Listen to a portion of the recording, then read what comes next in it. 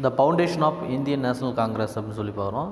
1870 1885 அப்படின்னு பார்த்தோன்னா இந்திய தேசிய காங்கிரஸினுடைய தோற்றம். 1870 1885 அந்த இந்திய தேசிய காங்கிரஸினுடைய தோற்றத்தை பற்றி பார்க்குறோம். ஃபஸ்ட்டு வந்து ரைஸ் ஆஃப் நேஷனலிசம் அப்படின்னு சொல்லி பார்க்குறோம். தேசியவாதத்தினுடைய எழுச்சி அப்படின்னு சொல்லுவாங்க தமிழில்.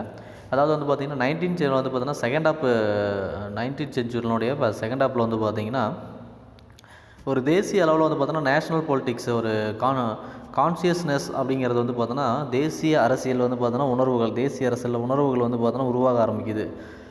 இதனுடைய அடிப்படையில் வந்து பார்த்திங்கன்னா ஒரு நியூ சோசியல் கிளாஸ், ஒரு புதிய வந்து சமூக வகுப்புகள் வந்து பார்த்தோன்னா ஒரு ஆங்கில வந்து பார்த்தோன்னா அதாவது இங்கிலீஷ் எஜுகேட்டட் இந்தியன்ஸ், அதாவது ஆங்கிலம் கல்வி கற்ற அவர்களிடையே வந்து பார்த்தோன்னா புதிய சமூக வகுப்புகள் வந்து உருவாக ஆரம்பிக்குது. அந்த ஆங்கிலம் கற்றவர்கள் இந்தியர்களிடையே அந்த இதில் வந்து பார்த்தோன்னா ஒரு இந்தியன் வந்து பார்த்தோன்னா இன்டெலிஜென்சியா அப்படின்னு சொல்லி வந்து பார்த்தோன்னா இந்தியர்கள் வந்து பார்த்தோன்னா ஒரு அறிவாற்றல் மிக்கவர்களாக ஒரு கிரிட்டிக்கல் ரோல் வந்து பார்த்தோன்னா ஒரு ஜெனரேட் பண்ணுறாங்க.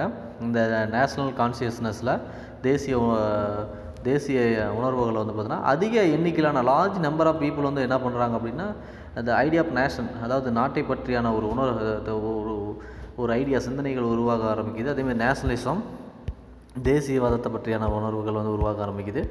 தென் அது மாதிரி பல்வேறு ஒரு டெமோக்ராட்டிக் ஆஸ்பிரேஷன் வந்து பார்த்தோன்னா மக்களாட்சி ஒரு உணர்வுகள் வந்து உருவாக ஆரம்பிக்குது.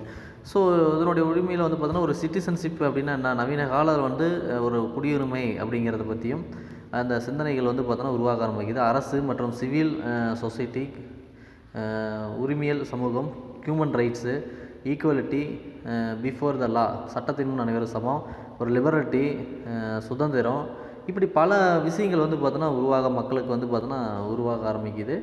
அதேமாரி பொது மற்றும் தனியார் இடையான இந்த டிஸ்கனெக்ஷன் என்ன, வேறுபாடுகள் என்ன, அரசு மற்றும் தனியாருக்கு இடையான சாவர்ஜன் இறையாண்மை என்ன, டெமோக்ரஸி மக்களாட்சி, ஸோ ஆன், இது மாதிரி பல விஷயங்கள் வந்து உருவாக ஆரம்பிக்குதுன்னு வச்சிங்களேன். இது மாதிரி வந்து பார்த்திங்கன்னா ஒரு நியூமரிக்கலி வந்து small they had national character capacity establish contact India scale. மெயினாக வந்து இந்தியாவுக்கு வந்து பார்த்திங்கன்னா ஒரு தேசிய ஒரு பண்பாக வந்து பார்த்திங்கன்னா ஒரு சிறிய அளவில் வந்து பார்த்திங்கன்னா நிறுவுவதற்கு தொடர்புகள் வந்து ஒரு மிகப்பெரிய இதில் இருக்குது. நிறைய பேர் வந்து பார்த்திங்கன்னா lawyers, journalist, government employees, teachers, doctors, இப்படி பல பேர் வந்து படித்தவர்களாக உருவாக ஆரம்பிக்கிறாங்க. இது வந்து ஒரு இனிஷியேட்டிவாக வந்து பார்த்திங்கன்னா ஒரு ஃப்ளோட் பொலிட்டிக்கல் அரசியலினுடைய ஒரு மிதவையாக நடைபெற ஆரம்பிக்குது. அதனுடைய அடிப்படையில் தான் மெட்ராஸ் நேட்டிவ் அசோசியேஷன் சொல்லி மெட்ராஸ் வாழ் சங்கம் அப்படின்னு சொல்லி மெட்ராஸில் வாழக்கூடிய அவங்களுடைய அமைப்பில் வந்து 1852 ஒரு அசோசியேஷன் வருது. அதேமாதிரி ஈஸ்ட் இந்தியா அசோசியேஷன் 1866 உருவாக ஆரம்பிக்குது. தென் வந்து பார்த்திங்கன்னா மெட்ராஸ் மகாஜன சபா 1817 வந்து நடைபெறுது, உருவாக்குறாங்க. அதே பாம்பே பிரசிடென்சி அசோசியேஷன் 1885 வந்து உருவாக்குறாங்க. இப்படி பல அமைப்புகள் வந்து பார்த்தோன்னா அசோசியேஷன்ஸ் வந்து உருவாக்கப்படுகிறது. தென் நெக்ஸ்ட் நான் பார்க்குறது வந்து பார்த்திங்கன்னா அதேமாதிரி வந்து பார்த்திங்கன்னா பிரிட்டிஷ் வந்து டைரக்டடாக வந்து பார்த்திங்கன்னா அந்த பாலிசிஸ் வந்து பார்த்தோன்னா அதாவது கொள்கைகளை வந்து பார்த்தோன்னா ட்ரெம்பல் பண்ணுறாங்க. அதேமாதிரி இந்தியன்ஸினுடைய ஆஸ்பிரேஷனை இந்தியனுடைய ஆஸ்பிரேஷனை வந்து பார்த்தோன்னா அவங்களோட விருப்பங்களை வந்து பூர்த்தி செய்யக்கூடிய வகையில் வந்து உருவாக்குறாங்க. அது மட்டும் இல்லாமல் இங்கிலீஷ் எஜுகேஷன் வந்து பார்த்தோன்னா மேற்கத்திய சிந்தனைகள் வந்து இந்தியர்களுக்கு வந்து கொண்டு வருகிறது. ஸோ அது ஒரு வேல்யூபுல்லாக வந்து பார்த்தோன்னா வெஸ்டர்ன் எஜுகேஷன் வந்து இந்தியர்களுக்கு ஒரு இன்ஸ்பிரேஷனாக அமைகிறது. இதனுடைய அடிப்படையில் தான் வந்து பார்த்தோன்னா 19th செஞ்சுரியில் வந்து பார்த்தோன்னா பல்வேறு many of the rooted glorification of the celebration of Indian past, கடந்த கால இந்த இதை வந்து பார்த்தோன்னா பல வேறு முன்னோக்கி செல்லக்கூடிய சிந்தனைகளோடு இந்தியர்கள் வந்து வெஸ்டர்ன் எஜுகேஷன் கொண்டு செல்லுதுன்னு சொல்லலாம். Various religious cultural symbols were used to kindle the patriotic zeal among the people. இது மாதிரி பல்வேறு கலாச்சாரங்கள் அடையாளங்கள், அதாவது மத சமய சீர்திருத்த அடையாளங்கள்லாம் பயன்படுத்தப்பட்டு மட்டும் இல்லாமல் நாட்டுப்பற்று அடையாளங்களும் வந்து பார்த்தோன்னா முத்திரைகளும் வந்து பார்த்தோன்னா மக்களிடையே வந்து பார்த்தோன்னா உருவாக ஆரம்பிக்குது அப்படின்னு சொல்லப்படுகிறது. தென் நெக்ஸ்ட் நான் பார்க்குறது economic critic of the colonization, பொருளாதாரம், அதாவது காலனி ஆதிக்கத்தில் பொருளாதாரத்தினுடைய நிலை அப்படின்னு சொல்லி பார்த்தோம்னா மோஸ்ட் சிக்னிஃபிகண்ட் கான்ட்ரிபியூஷன் அப்படின்னு சொல்லலாம் இயர்லி இந்தியன் நேஷனலிஸ்ட்டு. அதாவது ஆரம்ப கால இந்திய தேசியவாதிகள் வந்து பார்த்திங்கன்னா பொருளாதாரத்தை வந்து பார்த்தோன்னா காலனி ஆதிக்கத்தில் பொருளாதாரத்தினுடைய சிக்கல்களை வந்து எடுத்து குறிக்கக்கூடிய வகையில் வந்து பார்த்தோன்னா இந்தியா வந்து பொருளாதாரம் வந்து பார்த்தோன்னா ஒரு சப்ஜெக்டடாக இருந்துச்சு. ஒரு transfer to the supply the raw material British industries, அதாவது இந்தியாவில் இருக்கக்கூடிய மூலப்பொருட்கள்லாம் வந்து அமெரிக்கா ஆங்கிலேயர்களுக்கு, அதாவது இங்கிலாந்தில் இருக்கக்கூடிய தொழிற்சாலைகளுக்கு வந்து ஏற்றுமதி செய்யப்பட்டது. இது வந்து பார்த்தோன்னா அங்கே அவங்க வந்து became a market of dump English manufacturers. So English சந்தைகளில் வந்து பார்த்தோன்னா மிகப்பெரிய லெவலில் வந்து பார்த்தோன்னா குவிக்கப்பட்டது. ஆங்கிலேயர்கள் வந்து பார்த்தோன்னா இன்வெஸ்ட்மெண்ட் வந்து பார்த்தோன்னா பிரிட்டிஷ் கேபிட்டல், அதாவது ஆங்கிலேயர்கள் வந்து மூலதனம் அதிக அளவில் செய்யப்பட்டாங்க. இந்தியாவில் இருக்கக்கூடிய ராவ் மெட்டீரியலுக்கு அதிக அளவில் மூலதனம் முதலீடுகள் பண்ணாங்க. இது காலனி பொருளாதாரத்தில் வந்து பார்த்திங்கன்னா கண்டினியூஸாக வந்து பார்த்தீங்கன்னா transfer of the resource from the India to Britain without the favourable return back to India. So இங்கேருந்து கொண்டு போகிற வளங்களை வந்து பார்த்தீங்கன்னா அவங்க உற்பத்தி பண்ணி திரும்பவும் வந்து அவங்களுக்கு சாதகமாக இந்தியாவிலேயே கொண்டு வந்து விற்பனை பண்ணாங்க. இது இந்தியாவுக்கு எந்த விதத்துலையும் ஒரு லாபமும் இல்லைன்னு சொல்கிறாங்க. This is called drain of the wealth. இதான் வந்து பார்த்தீங்கன்னா வளங்களை சுரண்டுதல் அப்படின்னு சொல்லக்கூடியது. தாதாபா நெஹ்ரோஜி, அதேமாதிரி ஜஸ்டிஸ் ரணதே, ரமேஷ் சந்திர தட், இவங்களாம் வந்து பார்த்தீங்கன்னா பிளேட் த சிக்னிஃபிகன்ட் ரோல் அப்படின்னு சொல்லலாம் இந்த இதில். அதேமாதிரி criticism about the colonial economy, இவங்கெல்லாம் வந்து மிகப்பெரிய அளவில் விமர்சனம் பண்ணாங்க காலனி பொருளாதாரத்தை பற்றின்னு சொல்லப்படுகிறது. தென் நெக்ஸ்ட் நான் பார்க்குறது வந்து பார்த்தீங்கன்னா அப்ஜெக்டிவ் அண்ட் மெத்தட்ஸ்ன்னு சொல்லி பார்க்குறோம். அதாவது நோக்கங்கள் மற்றும் முறைகள் சொல்லி பார்க்குறோம். இந்திய தேசிய காங்கிரஸ் வந்து 1885 வந்து பார்த்தீங்கன்னா ஒரு ஆர்கனைசேஷன் அமைக்கப்பட்டது. அந்த அமைப்பானது வந்து பார்த்தீங்கன்னா ஃபவுண்டட் பண்ணாங்க, உருவாக்கப்பட்டது. ஸோ இதனுடைய மெயினாக வந்து பார்த்தீங்கன்னா குரூப் ஆஃப் எஜுகேட்டட் இந்தியன்ஸ் வந்து பார்த்தீங்கன்னா பொலிட்டிக்கலி ஆக்டிவ் இந்த 3 பிரசிடென்ட்ஸு, அதாவது 3 மாகாணங்கள் வந்து பார்த்தீங்கன்னா ஒரு குழுவாக வந்து பார்த்தீங்கன்னா படித்த இந்தியர்கள் வந்து பார்த்தீங்கன்னா செயல்பட்டுறாங்க. ஒன்று மெட்ராஸு, பாம்பே, கல்கத்தா, இங்கே வந்து 3. ஆலன் ஆக்டோவிங் கியூம் சொல்லக்கூடிய ஏஓ கியூம் அவர் தான் வந்து பார்த்தீங்கன்னா என்கிஸ் service to facilitate to the formation of the Congress. So இவர் தான் வந்து பார்த்தீங்கன்னா அதை உருவாக்குவதற்கான ஒரு முக்கிய காரணகர்த்தாவாக இருந்தவர். இவர் வந்து ஓய்வு பெற்ற ஒரு ஆங்கிலேய அதிகாரின்னு சொல்லுவாங்க. ஆங்கிலேய அதிகாரி தான் Allan Octavian Hume, A O Hume. Then next Womesh Chandra Banerjee, Umesh Chandra Banerjee first president. முதல் வந்து பார்த்தோன்னா இந்திய தேசிய காங்கிரஸினுடைய ஃபஸ்ட்டு பிரசிடெண்ட் வந்து பார்த்தோன்னா தலைவர் யாருன்னா 1885 வந்து உமேஷ் சந்திர பானர்ஜி. தென் நெக்ஸ்ட்டு வந்து பார்த்திங்கன்னா ஃபஸ்ட்டு சீசன் வந்து பார்த்தீங்கன்னா ஃபஸ்ட்டு செஷன் வந்து பார்த்திங்கன்னா ஃபஸ்ட்டு கூட்டமானது இந்திய தேசிய காங்கிரஸ் ஃபஸ்ட்டு செஷன் வந்து பார்த்தீங்கன்னா இது 1 மார்க் கேட்பாங்க. டிசம்பர் 28 வந்து பார்த்திங்கன்னா 1885 தொடங்கப்பட்டது. ஸோ இதனுடைய அப்ஜெக்டிவ் இதெல்லாம் வந்து பார்த்தோன்னா ஒரு sentiments of the national unity, so இதெல்லாம் ஒருங்கிணைக்கப்பட்டு தான் உருவாக்கப்பட்டது. அதேமாதிரி பட் வந்து பார்த்தோன்னா ஒரு லாயலிட்டி டு பிரிட்டனுக்கு வந்து பார்த்தோன்னா ஒரு விசுவாசமாக இருக்கிறது. இப்படி வந்து பல ஒரு டெக்னிக்ஸ் உத்திகள் அடிப்படையிலையும் ஒரு அவங்களுடைய அப்பீல்ஸ் அணுகுமுறைகள், பெட்டிஷன், விண்ணப்ப முறைகள், இப்படிலாம் வந்து தங்களுடைய கோரிக்கைகளை வந்து இப்போ டிமாண்ட் வந்து பார்த்தீங்கன்னா ஆங்கிலேயர்கிட்ட அப்ரோச் பண்ணக்கூடிய முறைகளை வந்து கொண்டு இருந்தாங்க இந்த ஃபஸ்ட்டு தொடக்க காலத்தில். நெக்ஸ்ட் வந்து பார்த்தீங்கன்னா இவங்க என்னென்ன டிமாண்ட்ஸ் வந்து பார்த்தீங்கன்னா கான்ஸ்டியூஷனல் ஃப்ரேம் ஒர்க், அதாவது தங்களுடைய அரசியலமைப்பாக உருவாக்கப்பட்டது இந்த அமைப்பு அப்படின்னு பார்த்தீங்கன்னா creation of the legislative council and the provincial and central level. மத்திய அளவில் வந்து பார்த்திங்கன்னா சட்டமன்றங்களை உருவாக்குறது மாகாணங்களுக்கு. மத்திய மற்றும் மாகாண அளவில் வந்து பார்த்தீங்கன்னா என்ன பண்ணுறதுன்னா சட்டமன்றங்களை வந்து உருவாக்குதல் அப்படின்னு சொல்கிறாங்க, சட்டசபைகள் உருவாக்குறது. அதேமாதிரி increasing the number of the elected members, அதிக எண்ணிக்கையில் வந்து பார்த்தீங்கன்னா உறுப்பினர்கள் தேர்ந்தெடுக்கிறது அந்த லெஜிஸ்லேட்டிவ் கவுன்சில் சட்டமன்றத்துக்கு. Separating judicial and executive functions, அதாவது நீதித்துறையும் நிர்வாகத்துறையும் வந்து தனியாக செயல்படுதல். ரெடியூசிங் த மிலிட்ரி எக்ஸ்பென்சர், இராணுவ செலவினங்களை குறைக்கிறதும். Reduction of the home charges, அதே மாதிரி பார்த்தோன்னா உள்நாட்டு செலவுகள் வந்து குறைக்கிறது. Extension of the trial by jury, அதேமாதிரி வந்து பார்த்திங்கன்னா போதுமான அளவுக்கு வந்து பார்த்தோன்னா அந்த அதாவது நீதித்துறையை வந்து பார்த்தோன்னா விரிவாக்கம் பண்ணக்கூடியவர்கள் தான் வந்து பார்த்தோன்னா பயனுள்ள பண்ணுறது. Holding the civil service exam in India as the well as in England, அதாவது மெயினாக வந்து பார்த்தோன்னா அதிக அளவில் வந்து பார்த்தோன்னா சிவில் சர்வீஸ் எக்ஸாம் இந்தியாவிலையும் நடத்துறது, இங்கிலாந்து நடத்துறது போல் தான். அதேமாதிரி போலீஸ் ரிஃபார்ம்ஸு, காவல்துறை சீர்திருத்தம் பண்ணுறது. Reconsideration of the forest laws, அதாவது வனச்சட்டத்தை வந்து பார்த்தோன்னா மறு ஆய்வு செய்வது. Promotion of the Indian industries and end of the unfair drafts இந்த எக்ஸைஸ் டியூட்டிஸ், இந்தியர்களுக்கு வந்து பார்த்தோன்னா தொழிற்சாலைகள் இதெல்லாம் வந்து ப்ரொமோஷன் வழங்குறது. அதேமாதிரி வந்து பார்த்தோன்னா அன்பேர் டாரிஸ், அதாவது சுங்கவரி இது மாதிரி இருக்கக்கூடிய வரிகளை வந்து பார்த்தோன்னா ஒரு சமமாக இது பண்ணுறது. ஒரு நியாயமற்ற முறையில் இருக்கக்கூடிய வரிகளை வந்து பார்த்தோன்னா வரி கட்டுப்பாட்டு முறைகளை வந்து என்ன பண்ணுறது, அதை வந்து நியாயமான முறையில் வந்து பார்த்தோன்னா வரி வந்து வசூலிக்க செய்தல். இப்படிலாம் பல ஒரு கோரிக்கைகளை வைத்து இவங்க வந்து இதனுடைய நோக்கமாக கொண்டு இந்த இந்திய தேசிய காங்கிரஸ் செயல்படுத்த சொல்கிறாங்க. அடுத்தது கொஸ்டின் ஆஃப் பாவர்ட்டின்னு சொல்லி பார்க்குறோம், அதாவது வறுமையினுடைய கேள்வி அப்படின்னு சொல்லி பார்க்குறோம். காங்கிரஸ் லீடர்ஸ் வந்து பார்த்தோன்னா economic exploitation of India was the primary reason அப்படின்னு சொல்கிறாங்க. காங்கிரஸினுடைய தலைவர்கள் வந்து பொருளாதார சுரண்டல் தான் முக்கிய காரணம், இந்தியாவில் வறுமைக்கு ஒரு முதன்மை காரணம்னு சொல்கிறாங்க. க்ரோவிங் த பாவர்ட்டி ஆஃப் இந்தியாவில் வந்து பார்த்தோன்னா வறுமை அதிகமாக இருக்குது. தேர்ஃபோர் இயர்லி இந்தியன் வந்து பார்த்தோன்னா நேஷனலிஸ்ட் அட்வொகேட்டட் இண்டஸ்ட்ரியலைசேஷன். ஸோ ஆகையால் தான் வந்து தொடர்கால இந்திய தேசியவாதிகள் வந்து பார்த்தோன்னா என்ன பண்ணாங்க அப்படின்னு பார்த்தீங்கன்னா தொழிற்சாலைகள் வந்து தொடங்கினாங்க அப்படின்னு சொல்கிறாங்க. அடுத்து மில்லியன்ட் நேஷனலிசம், மிகப்பெரிய வலுவான ஒரு தேசியவாதம்னு சொல்லி பார்க்குறோம். மாடரேட் லீடர்ஸ் வந்து என்ன பண்ணாங்கன்னா ஒரு முறைகளை பின்பற்ற மாட்டாங்க. அதாவது மிதவாதி தலைவர்கள் வந்து பார்த்திங்கன்னா to yield any substantive change the British attitude towards the moderate demands of the early Indian nationalist.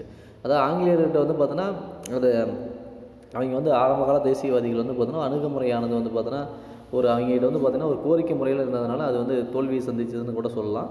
So அப்படி ஆரம்ப காலத்தில் இருந்தவர்கள் வந்து மிதவாத கொள்கை வந்து கொண்டவர்களாக இருந்தாங்க. அவங்க வந்து விமர்சனிக்கப்பட்டாங்க பல்வேறு குழுக்கள் மூலமாக. ஸோ அவர் யார் மூலமானா எக்ஸ்ட்ரீமிஸ்ட்னு சொல்லக்கூடிய யார் அழைப்பாங்க, எக்ஸ்ட்ரீமிஸ்ட்னா தீவிரவாதிகள் சொல்லுவாங்க.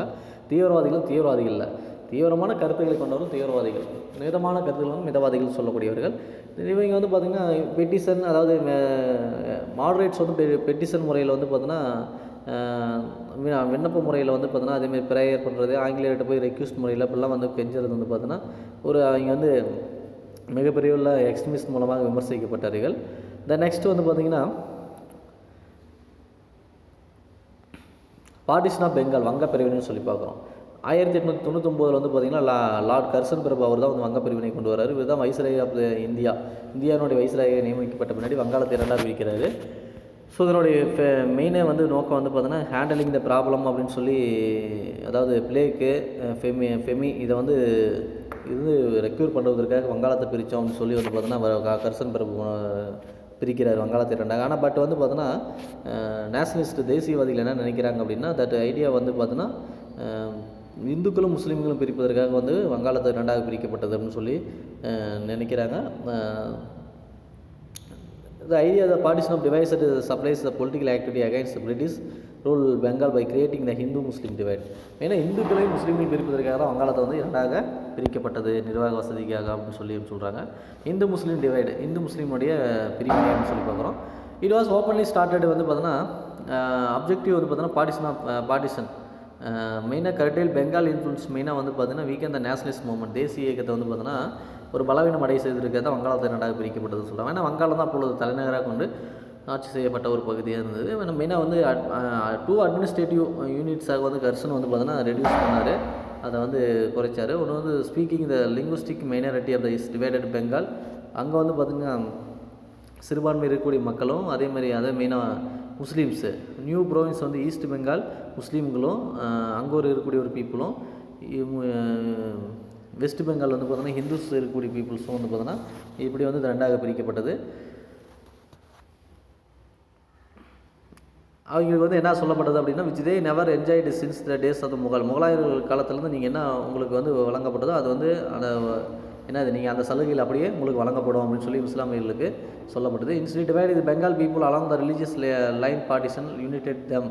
பட் வங்காளத்தில் வந்து பார்த்தீங்கன்னா மதம் சார்ந்தது இல்லாமல் மற்ற அனைவர்களும் ஒற்றுமையாக தான் அவர்கள் செயல்பட்டாங்க, மதத்தை அப்படின்னு சொல்லி இல்லாமல். த க்ரோத் ஆஃப் பட் இவங்க மதத்தை அடிப்படையில் பிரிக்கிறாங்க.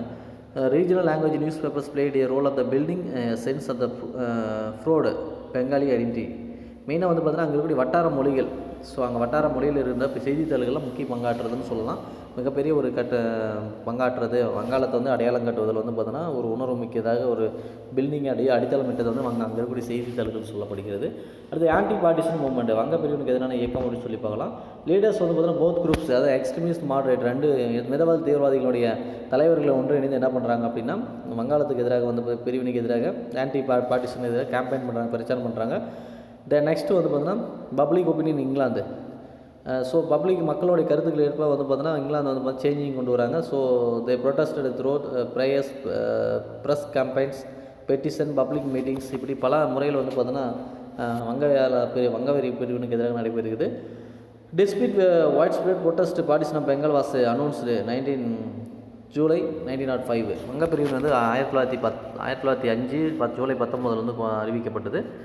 நெக்ஸ்ட் வந்து பார்த்தீங்கன்னா மாடரேட் லீடர்ஸ் வந்து பார்த்தீங்கன்னா were forced to rethink the strategy and look for techniques of protest. So அந்த அவங்களுடைய அணுகுமுறை வந்து இப்போ ப்ரேயர் பண்ணுறது, ப்ரெஸ் கேம்பெயின் பண்ணுறது, பெட்டிஷன் பண்ணுறது, இது எல்லாமே அவங்களுடைய அணுகுமுறை எல்லாமே தோல்வி அடைந்தனால புதிய ஒரு யுக்தி முறையை வந்து கையாளக்கூடிய ஒரு சூழ்நிலைக்கு இது பண்ணாங்க. அப்போ தான் பாய்காட் த பிரிட்டிஷ் கூட்ஸ், அப்போ தான் ஆங்கிலேயருடைய பொருட்கள் வந்து புறக்கணிக்கக்கூடிய ஒரு புதிய ஒரு மெத்தேடு வந்து பார்த்தோன்னா மாடரேட்ஸ் வந்து பார்த்தோன்னா கையாள ஆரம்பித்தாங்க. ஸோ சுதேசி மூமெண்ட் அப்படின்னு சொல்லி வந்து பார்த்தோன்னா கொண்டு வந்தாங்க. சுதேசி மூமெண்டோட இது வந்து பார்த்திங்கன்னா பிரிட்டிஷனுடைய கூட்ஸ் எதுவுமே வந்து பார்த்தோன்னா லைக் பண்ணாமல் இருக்கிறது. விரும்பாமல் இருக்கிறது, அதை யூட்டிலைஸ் பண்ணாமல் இருக்கிறது, அதுதான் அதனுடைய மெயின் நோக்கமாக இருந்துச்சு. இந்த டே பெங்கால் வந்து அப்போ அஃபிஷியலே வந்து பார்த்தீங்கன்னா 1905 அக்டோபர் 16 வந்து பார்த்தீங்கன்னா பார்ட்டிஷன் ஆனப்பட்டது அஃபிஷியலாக. பட் வந்து பார்த்தீங்கன்னா thousands of people to bathe in Ganga, ஆயிரக்கணக்கான மக்கள் வந்து கங்கையில் நீராடினாங்க. அண்டு மார்ச்டு அந்த streets of the Calcutta singing the Vande Mataram. அது மட்டும் இல்லாமல் கல்கத்தா நகரத்தில் வந்து பார்த்தீங்கன்னா அணிவகுத்து வந்தே மாதரம் அப்படின்னு சொல்லி அந்த பாடலும் வந்து பாடினா மக்கள் வந்து பாடப்பட்டது அப்படின்னு சொல்லப்படுகிறது. அடுத்து boycott and Swadeshi movement in Bengal சொல்லி பார்க்குறோம். வங்கப்பிரிவினை வங்காள இயக்கம் மற்றும் வந்து பார்த்திங்கன்னா சுதேசி அப்படின்னு சொல்லி பார்க்குறோம். சுதேசி புறக்கணிப்பு அப்படின்னு சொல்லி ஆங்கிலேயர்ந்து புறக்கணிக்கிறது அப்படின்னு சொல்லி பார்க்குறோம். Paigat and Sudesi were also interlinked to each other and the part of the wider plan to make India self-sufficient. புறக்கணிப்பு அப்படிங்கிறது வந்து பார்த்தீங்கன்னா சுதேசி இயக்கத்தின் மூலமாக வந்து ஒருங்கிணைக்கப்பட்டு வந்து பார்த்தீங்கன்னா மிக பரவலாக ஒரு திட்டமிடப்பட்டு இந்தியாவில் வந்து போதுமான அளவுக்கு வந்து பார்த்தீங்கன்னா கொண்டு வரப்பட்டது. 4 major trends can be discern during the Swadeshi movement in Bengal வந்து வங்காளத்தில் வந்து பார்த்தீங்கன்னா சுதேசி இயக்கமானது முக்கியமாக 4 ஒரு முக்கிய கருத்துக்களை கொண்டு உருவாக்கப்பட்டதுன்னு சொல்லப்படுகிறது. ஒன்று வந்து மாடரேட் ட்ரெண்டு, மிதவாத ட்ரெண்டுன்னு சொல்லப்படுகிறது. இன்னொன்று கன்ஸ்ட்ரக்டிவ் சுதேசி வந்து உருவாக்குதல். இன்னொன்று மில்லியன்ட் நேஷனலிசம், மிகப்பெரிய தேசியவாதம். ரெவல்யூஷனரி டெரரிசம், புரட்சிகர தீவிரவாதம் சொல்லக்கூடியது. இப்படி வந்து 4 அமைப்புகள் அடிப்படையில் கொண்டு வரப்பட்டது. இதில் வந்து பார்த்தீங்கன்னா இந்த மாடரேட் ட்ரெண்ட் அப்படிங்கிறது வந்து பார்த்தீங்கன்னா ஃபெய்த் இன் பிரிட்டிஷ் ரூல், அதாவது ஆங்கிலேய அரசு மீது நம்பிக்கை இன்மை வந்து ஏற்படுத்தக்கூடிய அளவில் ஜஸ்டிஸ், டெமோக்ராட்டிக் ப்ராக்டிஸ், நீதி மற்றும் ஜனநாயக முறையை வந்து பின்பற்றுறது. மாடரேட் லீடர்ஸ் வந்து பார்த்தீங்கன்னா were not ready to wrest power from the British in one single moment and their boycott Swadeshi moment. மிதவாத தலைவர்கள் வந்து பார்த்தீங்கன்னா ஆங்கிலேயருடைய அதிகாரம் முழுவதுமாக ஒற்றை ஆட்சி முழுவதுமாக இருக்கிறது வந்து பார்த்தீங்கன்னா அவங்க விரும்பாதனால ஐயார் வந்து பார்த்தீங்கன்னா புறக்கணிப்பு சுதேசி இயக்கத்து மூலமாக வந்து பார்த்தீங்கன்னா அவங்க கொண்டு வந்தாங்க. அடுத்து கன்ஸ்ட்ரக்டிவ் சுதேசின்னு சொல்லி பார்க்குறோம். Self debating modest approach, moderates were focused on self help through the Swadeshi industries. அதேமாரி ஆங்கிலேயருக்கு எதிராக சுதேசி அப்படின்னு சொல்லி உருவாக்கி சுயகுழு அமைப்பு மூலமாக சுயமாக தங்களுடைய தொழிற்சாலைகள் இந்தியர்களை நிறுவுவது, நேஷனல் ஸ்கூல்ஸ் தேசிய பள்ளிகள் நிறுவுவது, அதேமாதிரி ஆப்ரேஷன் த கோர்ட்ஸ் நீதிமன்றங்கள், கன்ஸ்ட்ரக்டிவ் த ப்ரோக்ராம்ஸு நிறைய நிகழ்ச்சிகளை திட்டங்களை உருவாக்குறது அப்புறம் கிராமங்களில். அதேமாதிரி ரிமைன் நான் பொலிட்டிக்கல் நேச்சர். ஸோ இது மாதிரி வந்து பார்த்தோன்னா அதேமாதிரி அரசியல் சாராத தன்மைகள் இருக்க பொருள்களும் இதில் வந்து இணையப்பட்டதுன்னு சொல்ல முடியுது. அடுத்து மில்லியன் நேஷனலிஸ்ட்னு சொல்லி பார்க்குறோம். ஒரு செக்ஷன் ஆஃப் இந்தியன் வந்து பார்த்தோன்னா நேஷனலிஸ்ட்டு ஒரு பிரிவு சார்ந்த தேசியவாதிகள் வந்து பார்த்திங்கன்னா ஒரு லிட்டில் பெட்டன்ஷன் ஃபார் த நான் பொலிட்டிக்கல் கன்ஸ்ட்ரக்டிவ் ப்ரோக்ராம், ஒரு சிறிய அளவில் அரசியல் சாரா ஒரு கட்டமைப்புகள் வந்து திட்டங்களை உருவாக்கக்கூடியதில் உருவாக்கப்பட்டது சொல்கிறாங்க.